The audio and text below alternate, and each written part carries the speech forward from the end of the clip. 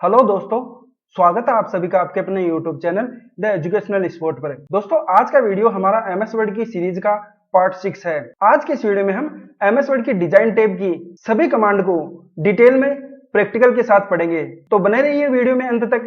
Video आपको पसंद आए तो वीडियो को ज्यादा से ज्यादा अपने दोस्तों के साथ शेयर करिएगा और यदि आप YouTube चैनल पर नए हो तो चैनल को सब्सक्राइब करिएगा। तो चलिए शुरू करते हैं वीडियो को। दोस्तों, MS वर्ड की डिजाइन टैब की मैं बात करूं तो डिजाइन टैब फाइल, होम और इंसर्ट टैब के बाद में चौथे नंबर की टैब है। डिजाइन टैब का प्रयोग डॉक्यूमेंट का लुक और स्टाइल चेंज करने के लिए किया जाता है, यानी कि डिजाइन टैब की कमांड की मदद से हम डॉक्यूमेंट के पेज की डिजाइन, कलर, थीम, वाटरमार्क और बॉर्डर को सेट कर सकते हैं। डिजाइन टैब में टोटल 2 ग्रुप होते हैं, पहला डॉक्यूमेंट फॉर्मेटिंग ग्रुप और दूसरा पेज बैकग्राउंड ग्रुप। तो सबसे पहले पढ़ते हैं डॉक्यूमेंट फॉर्मेटिंग ग्रुप की कमांड्स को। दोस्तों, ये हमारा कोई डॉक्यूमेंट है और ये डॉक्यूमेंट का पेज है जहां पर हमने पेज में हेडिंग दी है, ऑब्जेक्ट को इंसर्ट किया है यानी शेप को इंसर्ट किया है और कुछ टेक्स्ट के पैराग्राफ को इंसर्ट किया है। तो एग्जांपल के लिए ये हमारे डॉक्यूमेंट का एक पेज है। अब आते हैं डॉक्यूमेंट फॉर्मेटिंग ग्रुप की कमांड्स पर। तो डॉक्यूमेंट फॉर्मेटिंग ग्रुप की पहली कमांड है थीम्स। दोस्तों, थीम कमांड की मदद से हम हमारे पूरे डॉक्यूमेंट के लिए डिफरेंट प्रकार की थीम्स चुन सकते हैं। दोस्तों, थीम फॉन्ट, कलर और इफेक्ट का कॉम्बिनेशन होता है, यानी कि किसी थीम को हम अपने डॉक्यूमेंट में अप्लाई करते हैं तो इससे हमारे डॉक्यूमेंट के पेज पर 3 चेंजेस आते हैं। फॉन्ट चेंज होता है, कलर चेंज होता है और इफेक्ट चेंजेस होता है।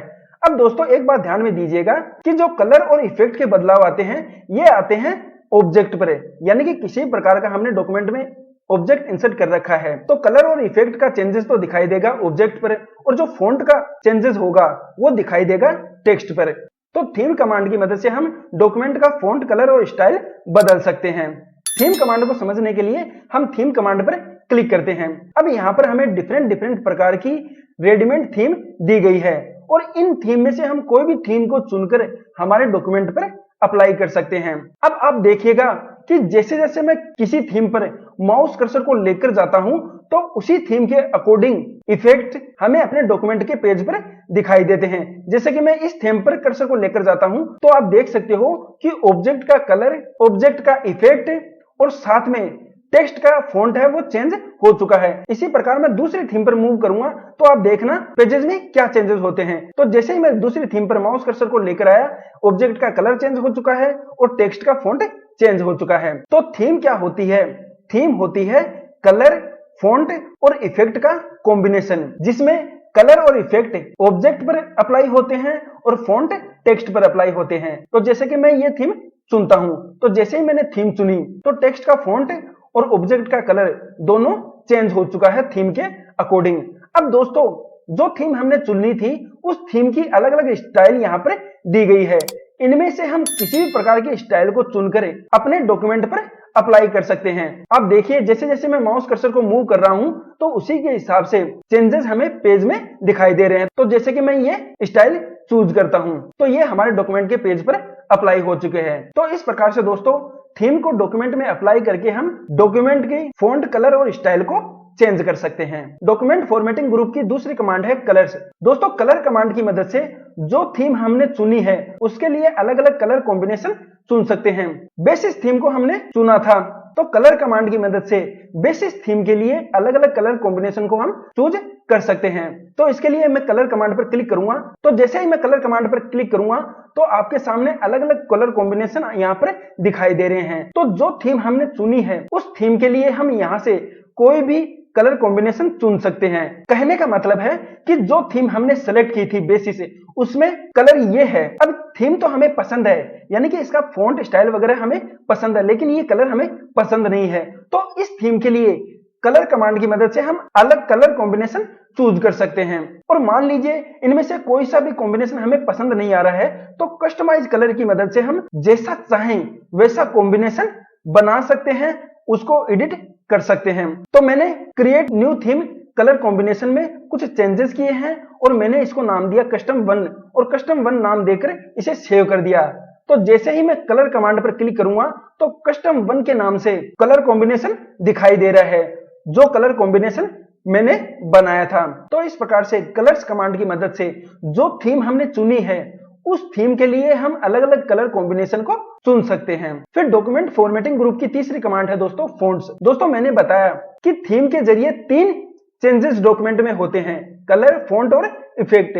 अब मान लीजिए जो भी थीम हमने चूज की है उसके साथ जो फॉन्ट चेंज हुआ है वो फॉन्ट हमें पसंद नहीं है, तो फॉन्ट कमांड की मदद से हम उस थीम के लिए दूसरा कोई फॉन्ट चुन सकते हैं। तो उसके लिए मैं फॉन्ट कमांड पर क्लिक करूंगा और यहाँ पर डिफरेंट प्रकार के फॉन्ट दिए गए हैं, तो इनमें से कोई भी फॉन्ट चुन करके मैं उसे अप्लाई कर दूंगा।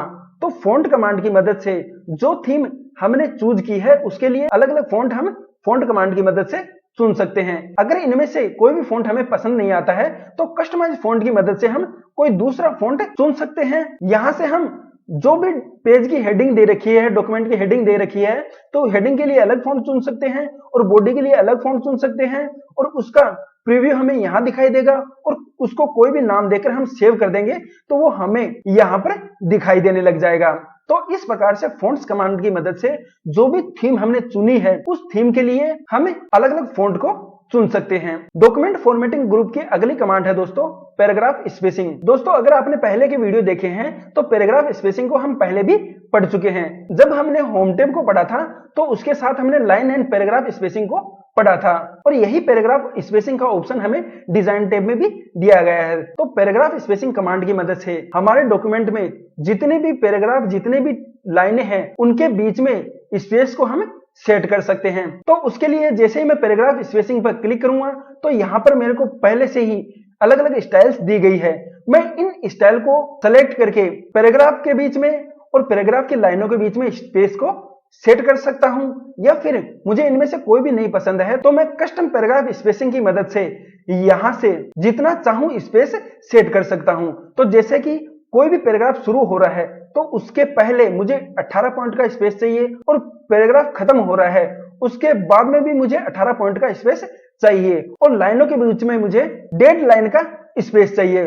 और जैसे ही मैं ओके कमांड पर क्लिक करूंगा तो आप देख सकते हो पैराग्राफ है वो थोड़े दूर दूर हमें दिखाई दे रहे हैं। तो पैराग्राफ के बीच में स्पेसिंग है वो बढ़ गया है, साथ ही लाइनों के बीच में स्पेसिंग भी बढ़ चुका है। आप देख सकते हो कि हमारे डॉक्यूमेंट में पैराग्राफ स्पेसिंग को सेट करने से पहले लाइनें और पैराग्राफ इस प्रकार से दिख रहे थे और पैराग्राफ स्पेसिंग को अप्लाई करने के बाद में वो कुछ इस प्रकार से दिखाई दे रहे हैं। तो पैराग्राफ स्पेसिंग की मदद से हम 2 पैराग्राफ के बीच में स्पेस को और साथ ही 2 लाइनों के बीच में स्पेस को सेट कर सकते हैं। डॉक्यूमेंट फॉर्मेटिंग ग्रुप की अगली कमांड है दोस्तों इफेक्ट। दोस्तों मैंने पहले बताया था कि थीम कलर, फॉन्ट और इफेक्ट का कॉम्बिनेशन होती है, तो इसमें कलर और इफेक्ट ये अप्लाई होते हैं ऑब्जेक्ट पर और फॉन्ट अप्लाई होता है टेक्स्ट पर। तो इफेक्ट्स कमांड की मदद से जो भी थीम हमने चूज की है उस थीम के लिए अलग अलग इफेक्ट्स को हम चूज कर सकते हैं।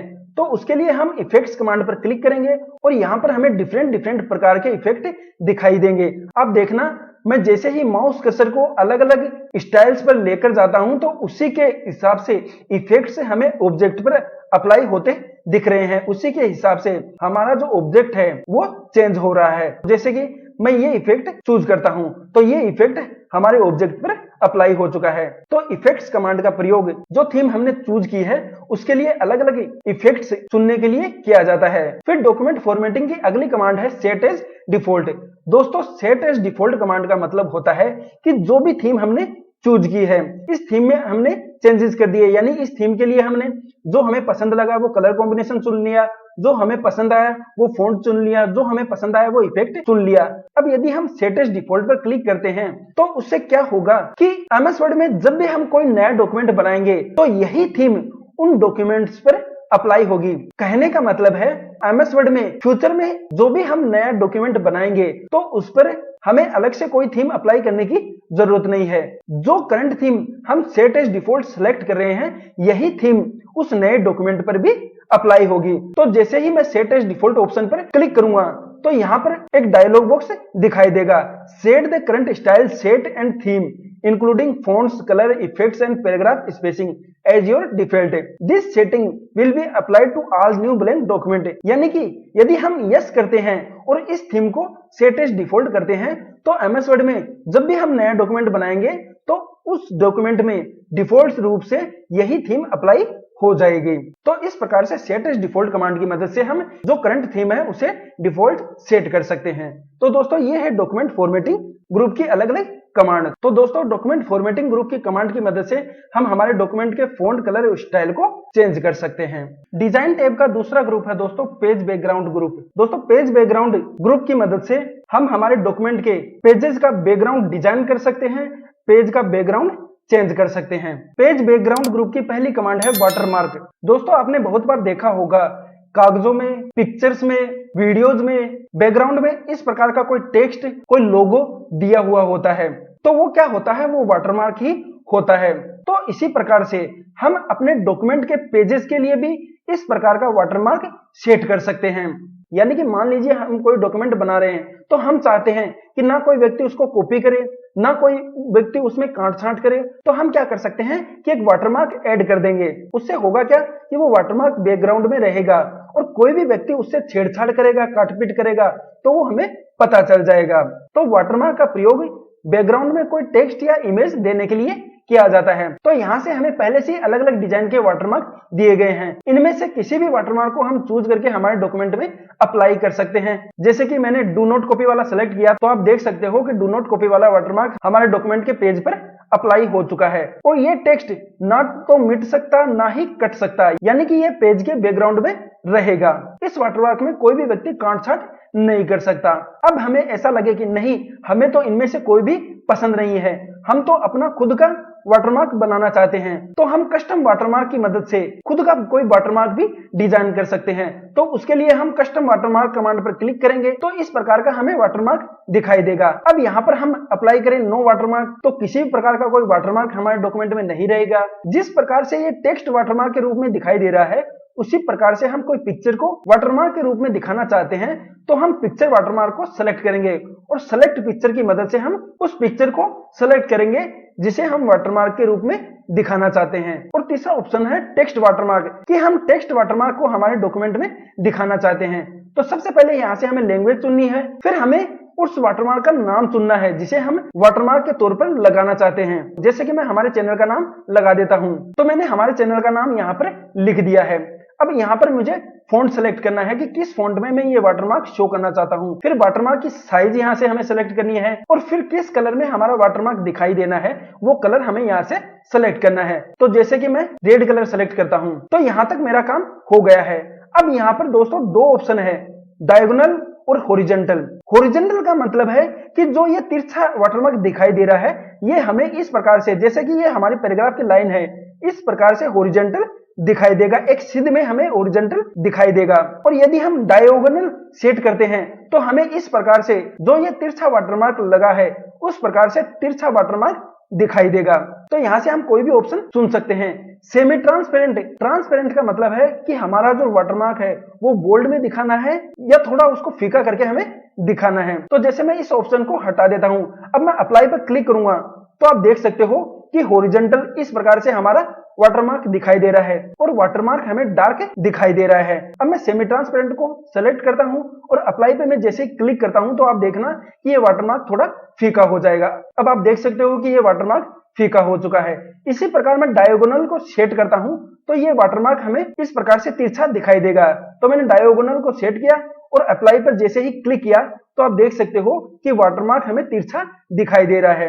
तो इस प्रकार से वाटरमार्क कमांड की मदद से आप कोई भी वाटरमार्क अपने डॉक्यूमेंट में यूज कर सकते हो। फिर दोस्तों पेज बैकग्राउंड ग्रुप की दूसरी कमांड है page colour. Page colour command की मदद से हम हमारे डॉक्यूमेंट के पेजेस के कलर को चेंज कर सकते हैं। उसके लिए हम पेज कलर कमांड पर क्लिक करेंगे और यहाँ से किसी भी कलर को चूज करके हम हमारे डॉक्यूमेंट के पेजेस का कलर बदल सकते हैं। जैसे कि मैं ग्रीन कलर सेलेक्ट करता हूं तो आप देख सकते हो कि हमारे पेज का कलर ग्रीन हो चुका है और ये ग्रीन कलर हमारे डॉक्यूमेंट के सभी पेजेस पर अप्लाई हो चुका है। तो पेज कलर कमांड की मदद से आप डॉक्यूमेंट के पेजेस का कलर सेट कर सकते हो। अब इनमें से अगर कोई कलर आपको पसंद नहीं है तो मोर कलर की मदद से आप कोई डिफरेंट कलर को चूज करके उसे भी अप्लाई कर सकते हो, या फिर फिल इफेक्ट कमांड की मदद से आप अलग अलग इफेक्ट को अप्लाई कर सकते हो। जैसे कि हमें बैकग्राउंड कलर में एक कलर चाहिए, दो कलर चाहिए, दो कलर कौन कौन सा चाहिए, तो यहाँ से हम दो कलर चूज कर लेते हैं। ये मैंने दो कलर सेट कर लिए हैं और ओके पे मैं जैसे ही क्लिक करूंगा तो आप देखें ना वो मिक्स दो कलर हमारे पेजेस पर अप्लाई हो चुके हैं। इसी प्रकार से फिल इफेक्ट कमांड की मदद से आप कोई टेक्सचर, यहाँ से अलग अलग टेक्सचर दिए गए हैं तो उसे भी बैकग्राउंड के तौर पर उपयोग कर सकते हो। आप इस प्रकार का कोई पैटर्न यूज कर सकते हो। आप कोई पिक्चर पेजेस के बैकग्राउंड में लगा सकते हो। सेलेक्ट पिक्चर कमांड की मदद से आप कोई पिक्चर को सेलेक्ट करके उसे डॉक्यूमेंट के बैकग्राउंड में लगा सकते हो। तो पेज कलर कमांड की मदद से आप कोई कलर, टेक्सचर, इफेक्ट या पिक्चर को अपने डॉक्यूमेंट के पेज के बैकग्राउंड में सेट कर सकते हो, लगा सकते हो। फिर पेज बैकग्राउंड ग्रुप की तीसरी कमांड है पेज बॉर्डर्स।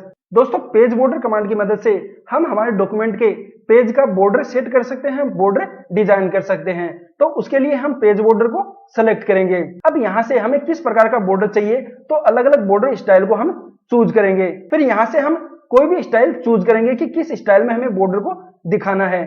फिर हम यहाँ से कलर को चूज करेंगे कि किस कलर में हमें बॉर्डर को दिखाना है। जैसे मैं येलो कलर सेलेक्ट करता हूं। फिर हमें यह दिखाना है कि जो पेज का बॉर्डर होगा, बॉर्डर की लाइनें होगी, उसकी साइज कितनी होगी। तो मैं यहाँ से कर देता हूँ 2.25 पॉइंट। अब यहाँ से हमें आर्ट सेलेक्ट करनी है कि किस प्रकार की आर्ट में हमें पेज का बॉर्डर दिखाना है। तो मैं ये आर्ट सेलेक्ट कर लेता हूँ और अप्लाई यानी कि वोल डॉक्यूमेंट यानी पूरे डॉक्यूमेंट में अप्लाई करना है या किसी सेक्शन में अप्लाई करना है या सेक्शन के फर्स्ट पेज पर ही अप्लाई करना है या पूरे डॉक्यूमेंट में अप्लाई करना है, फर्स्ट पेज को छोड़कर। तो मैं बोल्ड डॉक्यूमेंट ऑप्शन को सेलेक्ट करता हूं, यानी कि पूरे डॉक्यूमेंट में हमें बॉर्डर को अप्लाई करना है।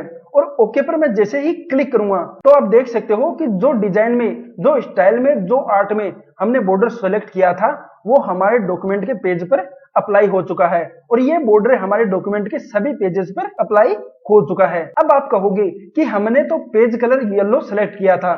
दोस्तों हमने पेज कलर येलो सेलेक्ट किया था लेकिन हमने आर्ट भी चूज की है। यहाँ से हम नॉन कर देंगे और यहाँ से हम येलो कलर चूज करेंगे और ओके पर क्लिक करेंगे। तो अब आप देख सकते हो कि जो बॉर्डर है वो येलो कलर में हमें दिखाई दे रहा है। हमने आर्ट सेलेक्ट की थी इसलिए वो आर्ट प्री कलर में ही आ गई। तो इस प्रकार से पेज बॉर्डर्स कमांड की मदद से आप डॉक्यूमेंट के पेजेस का बॉर्डर सेट कर सकते हो। तो दोस्तों ये है पेज बैकग्राउंड ग्रुप की 3 कमांड, वाटरमार्क, पेज कलर और पेज बॉर्डर्स। तो इसी के साथ दोस्तों हमारी डिजाइन टैब खत्म होती है।